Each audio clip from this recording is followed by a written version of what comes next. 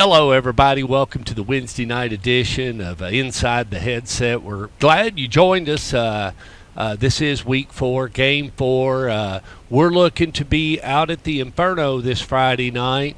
And then next Friday night, we're going to make that 3-hour journey to Birmingham, check in, and then roll down to Helena. And speaking of Helena, we've got on the phone with us live and a coach that I'm not real for sure where he is, but we're getting ready to find out. He's 2-1 and lost to Homewood last Friday night. Got a big one against Chilton County coming up. They're going to be on the road, and let's talk and bring on the air with us tonight on Wednesday night on Inside the Headset, the head coach of the Helena Huskies, head coach Richie Busby. How you doing tonight, Coach?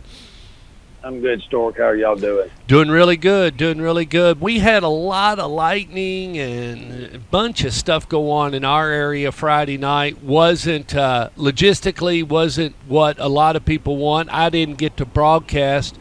Talk to us a little bit about what went on in Helena and lost to Homewood, and it was a tough game as you come out on the bottom end, 24-15.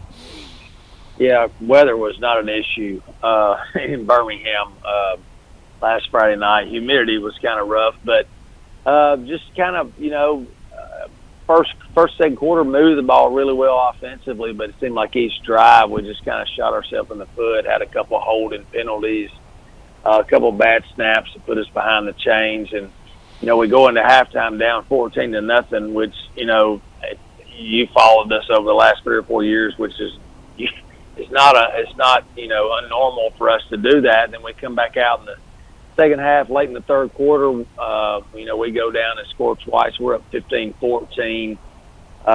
Next possession, Homewood kicks a field goal, make it 17-15, and they kicked the ball off to us with about 9 minutes to go, 8:50 somewhere in there in the fourth quarter, and we're feeling good about ourselves. We've really been moving the ball in the second half on the ground and felt like we were wearing on them, which is what we like to do. Our defense had been playing well in the second half, and our little kick returner breaks a tackle and is just trying to make something happen, runs into one of our guys and loses the ball, and they recover, and they eat up a bunch of time from the 30 and the negative 30 in and score there to beat us 24-15. But didn't play well. Is one, to me, just execution and focus was probably one of our worst games in the last 3 or 4 years in the first half.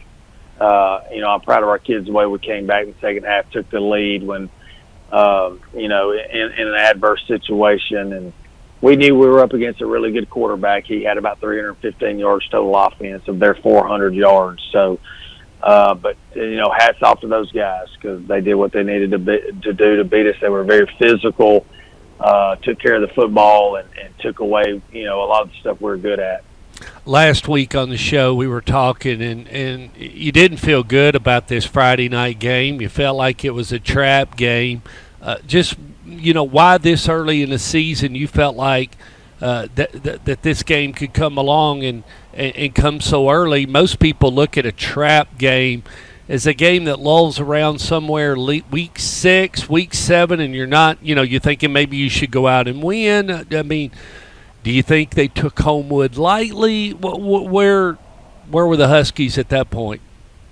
I don't know if they took them lightly, but, like we talked about first show of the year, we're replacing 6 or 7 starters on each side of the ball. So a little young. We go. Little young. Yeah, we're a little young or a little inexperienced, not always young. But then we go and we win a big game in Montgomery on TV, and then we travel 3 hours and beat Buckhorn. And, guys that haven't played a lot, all of a sudden they're looking at scores and they're starting to feel really, really good about themselves. And they look on the computer and see that Homewood lost 35-0 to a Vestavia team that's up and coming with a new staff and a lot of energy. And I just felt like false sense of security.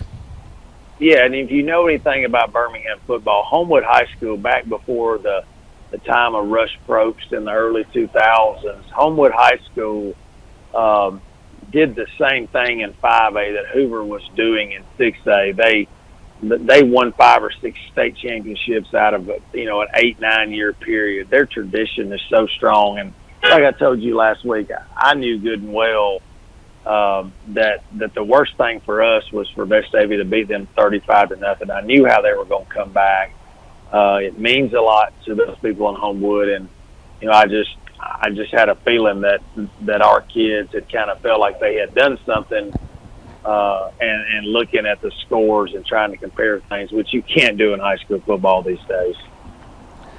So you get back, and what was your routine? What'd you do Saturday and Sunday? And I'm sure it was business as usual Monday. So how did you kind of treat this holiday? And with the Labor Day, most people around here say it's football season. You labor through Labor Day. So take us through now and the kind of discombobulated week some people have. Yeah, I slept like a baby, woke up crying every 30 minutes, feeling sorry for ourselves. No. Just, enjoyed a little football Saturday with the first, college football Saturday, but then. You're from Alabama. I don't expect anything else. You're from Alabama. That's right. And, went right back Sunday to work trying to, just kind of figure out some things that we went wrong, where we went wrong. And, at the end of the day, after watching hours of film, it wasn't an effort thing. It was an execution thing, which comes down to being mentally prepared and mentally ready to go. And we weren't. Like I said, take nothing away from them. They're a great football team, and they'll be a factor in our region championship as the year goes along. But take us a little bit through that process, Coach. I mean, you had Sunday, and then you're also preparing. You've got Chilton County you're preparing for also.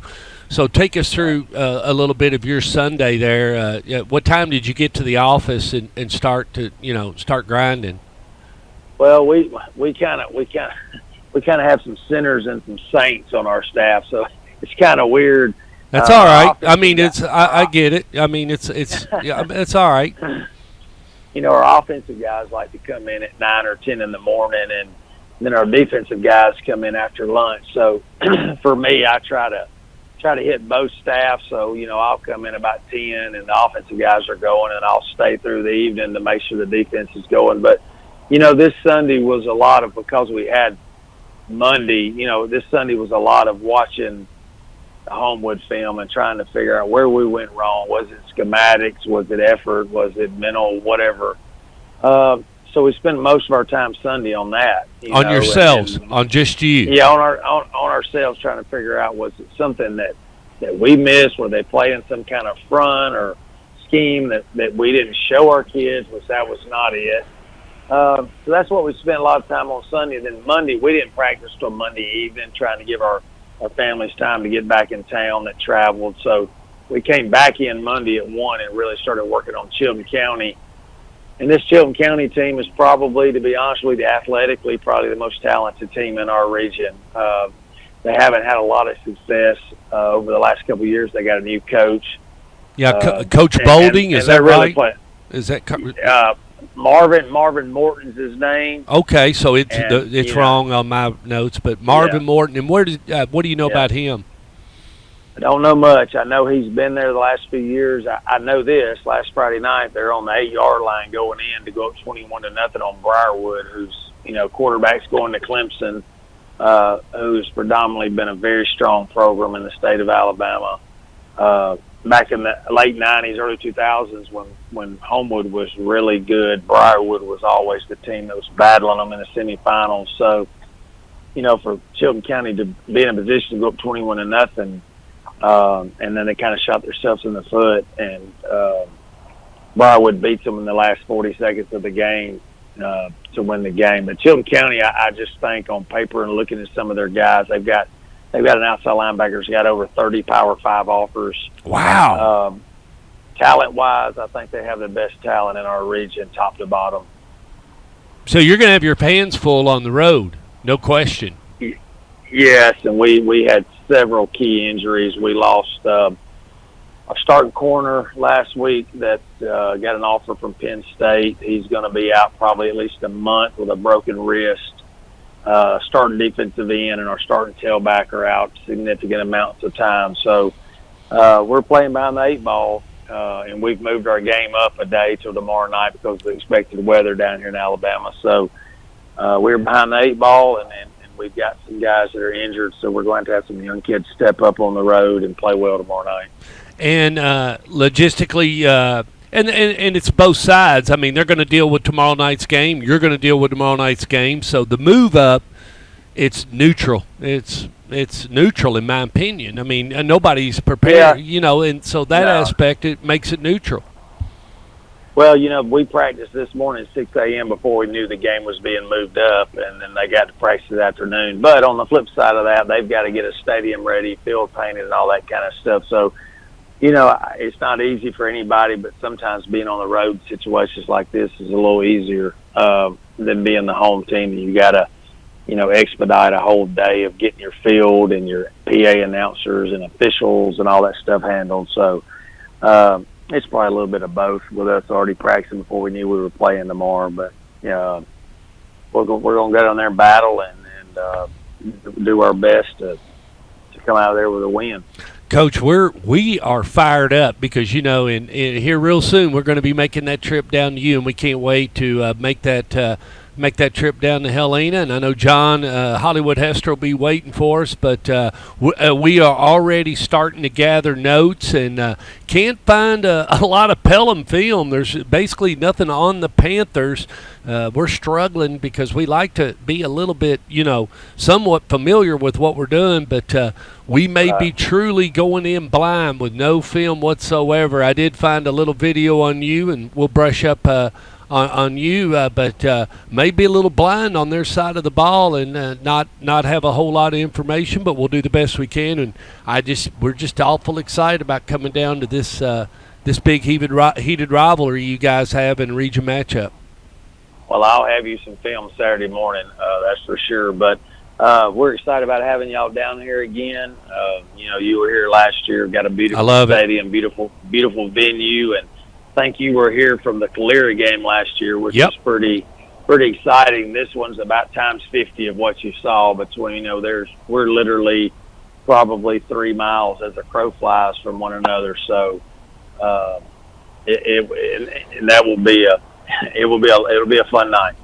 It's sending chills down my back as we this is the reason why we do it, but we're grateful and thankful and just to see some Alabama ball and get down and watch you guys go fast and hopefully come away with a win. Coach, we wish you the best of luck. Be safe tomorrow night. Head over to Chilton County and come away with a win. All right, thanks, Tor. Look forward to seeing you next week. Go Huskies. Go Huskies.